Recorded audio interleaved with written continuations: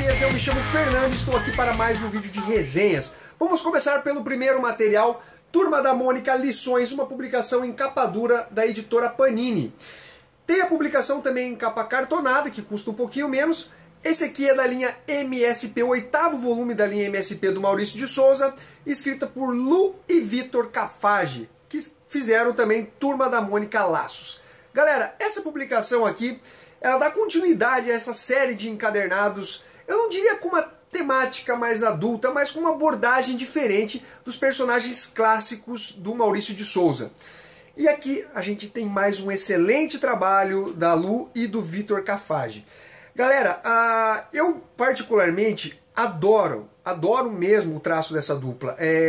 Transmite uma paz, uma serenidade, eu não sei dizer, parece que eles foram feitos para desenhar materiais infantis. Não que só se limitem a isso, mas a arte deles cai como uma luva nesse tipo de material aqui. Olha só, galera, vou mostrar um pouquinho da arte para depois abordar o roteiro aqui, qual o tema que vai ser tratado nessa HQ. Olha só, os desenhos os traços são finos, são delicados, os personagens são fofos, sabe? É muito interessante ver como eles trabalham com as expressões dos personagens. Olha só a cena do Cebolinha cabisbaixo, ali em cima ele desesperado, né, colocando a mão na cabeça. É divertidíssimo ver o traço dele, parece que não precisava nem dos diálogos, de tão bom que é a arte dessa dupla.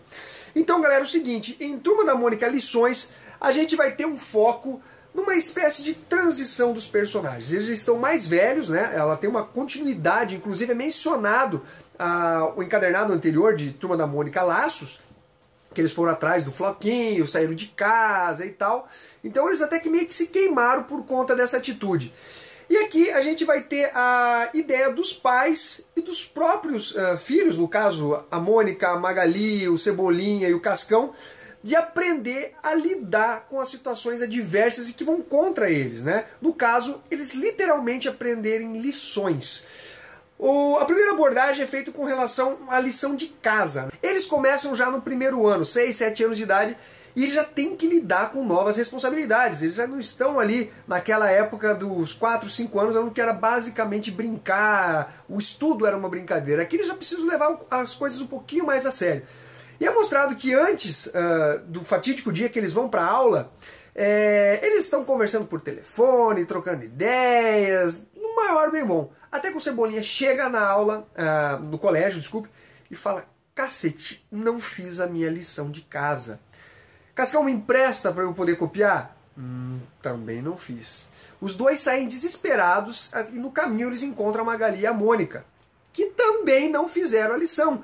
Eles ficam desesperados, o que a gente vai fazer? A professora vai dar uma dura na gente, até porque aparentemente eles não são as crianças mais santas dessa escola. O Cebolinha é o mais divertido, na minha opinião. As falas dele são engraçadas, né? Ele quer apresentar a peça de Romeu e Julieta. A Julieta é a Mônica, né? Que vai ser representada pela Mônica. E ele quer fazer o Romeu, mas ele fala Lomeu. Professora, como você quer interpretar um personagem que você não consegue nem pronunciar o nome? E por conta dessa situação deles não terem feito a lição de casa, eles resolvem fazer algo para escapar disso, né? Dessa situação de constrangimento que a professora pode colocá-los. E algo acontece e eles são colocados de castigo. E a questão é, os pais vão manter esse castigo? Eles, como sofredores dessa lição, eles realmente, como eles vão lidar com isso? Eles vão respeitar os pais, eles vão usar de artimanhas para tentar dar uma manobra nesses castigos que lhe foram impostos. Alguns até, eu diria, um pouco mais extremos, como no caso da Mônica, mas vocês precisam ver o que aconteceu com ela. Mas é uma história que você vê que é mantida a essência dos personagens do Maurício de Souza, super bem trabalhados, diálogos divertidos, algumas páginas hilárias, né?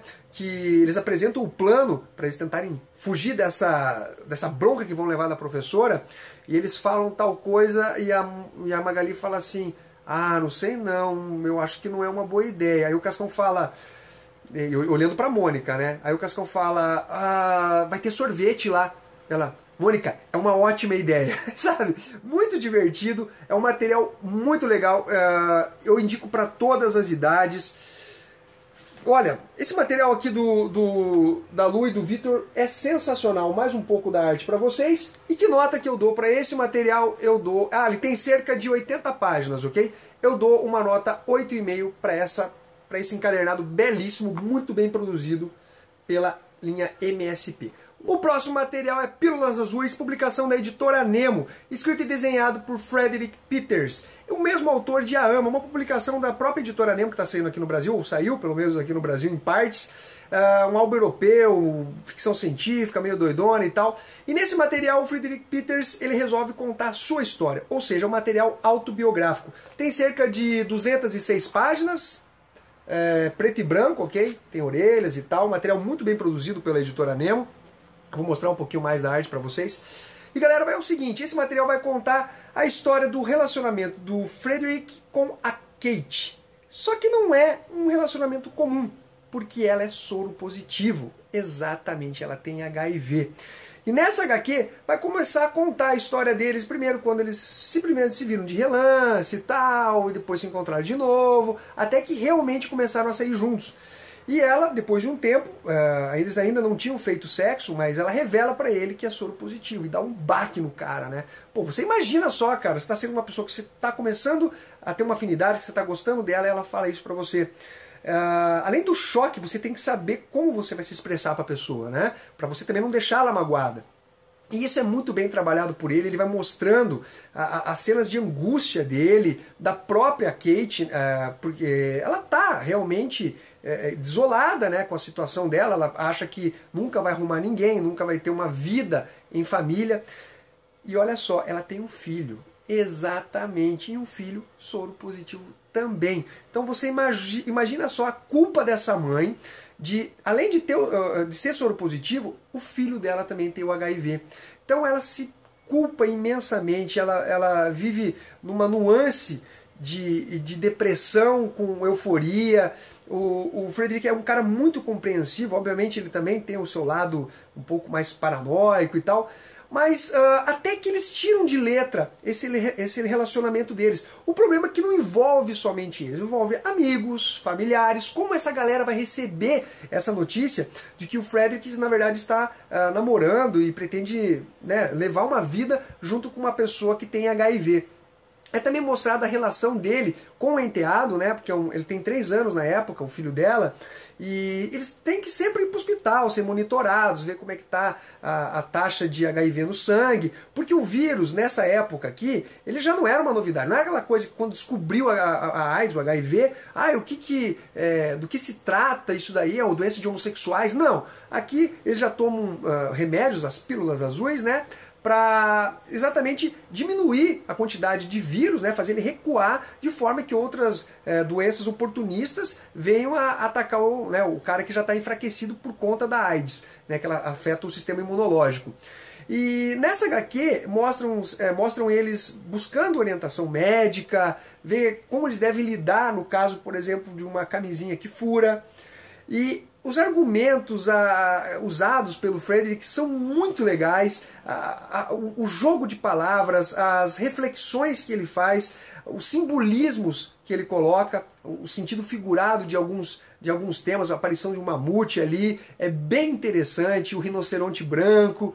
Galera, é um material finíssimo, então vai lidar com essa situação atípica e nada normal e muito complexa de você conviver, né, não só com a pessoa que é soro positivo, porque ela precisa ficar se examinando praticamente todo dia para ver se não tem feridas e tal, mas também com as pessoas à sua volta.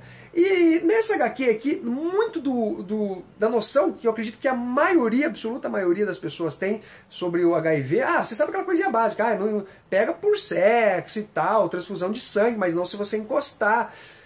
Na verdade, assim, eu vejo por 2 lados. Talvez a ignorância, em certa parte pelo menos, ela ajude o vírus não sair se disseminando a rolé, porque o ser humano ele é um cara que parece que gosta de se testar, ver até onde ele consegue ir, ele vai até o limite, né? E isso obviamente não é saudável para ninguém. Então, às vezes a ignorância, de certa forma, acaba sendo uma benção. Mas, por outro lado, também gera o preconceito, né? Você achar que você não pode se relacionar com uma pessoa que é soropositivo, porque você vai contrair também a doença. E não é bem assim, conforme essa HQ deixa clara. E ao final dela, depois que ele conta essa história, ele passa para 13 anos no futuro, tá? Ele passa para 13 anos no futuro, comentando o que mudou, o que aconteceu na vida do casal. Material muito legal, uma arte... Porra, galera, olha só. A arte não tem como não dizer que não combina com essa história. Você pode ver o jeito que ele desenha a Kate com olhos muito apreensivos, né? Ela vive num mundo em que ela se culpa pelo ocorrido. Aliás, uma falha, talvez, na minha opinião, é porque como você está acompanhando a vida dos dois, você quer saber como ela foi contaminada. E isso não é deixado claro na história. Não é contado como que ela foi contaminada. Olha só, ela se examinando.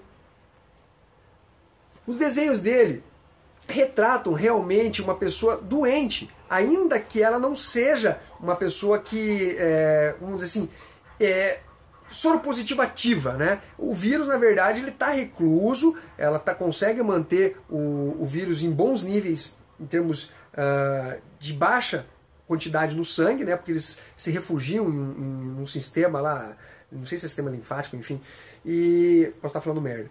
Mas, enfim, galera, é muito bacana esse material, olha os enquadramentos que ele faz, o uso de jogo de sombras, aqui a cena que ele está montado no mamute que eu comentei com vocês.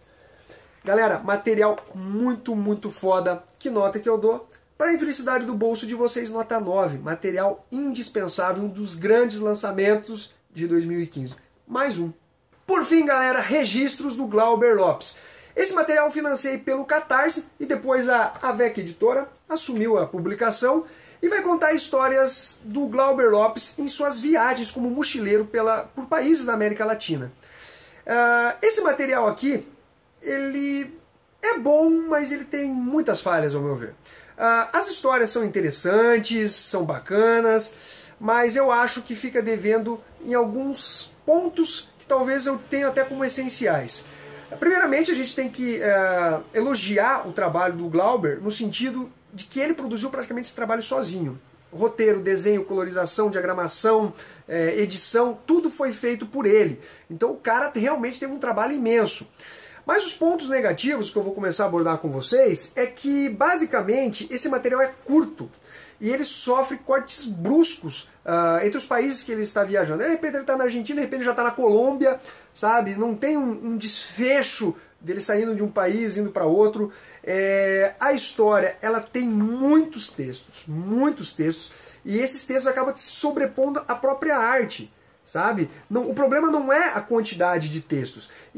Na verdade, a quantidade de textos demonstra que essa obra, na verdade, ela teria que ter mais páginas. Não foi suficiente a quantidade de páginas para essa edição. Os desenhos são ok, não tem nada de ruim, mas também nada de espetacular.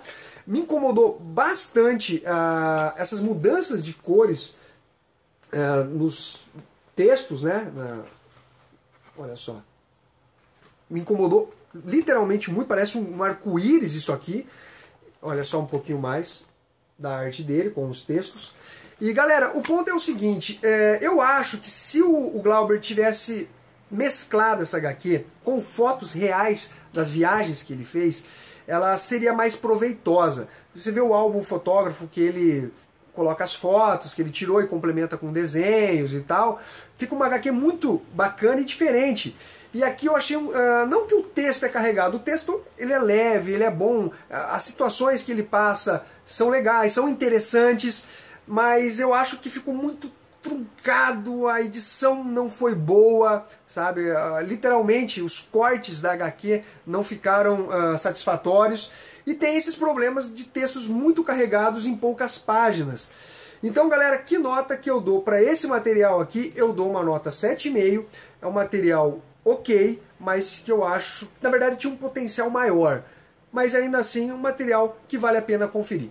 Galera, é isso daí. Espero que vocês tenham curtido esse vídeo. Curtam, compartilhem e até a próxima.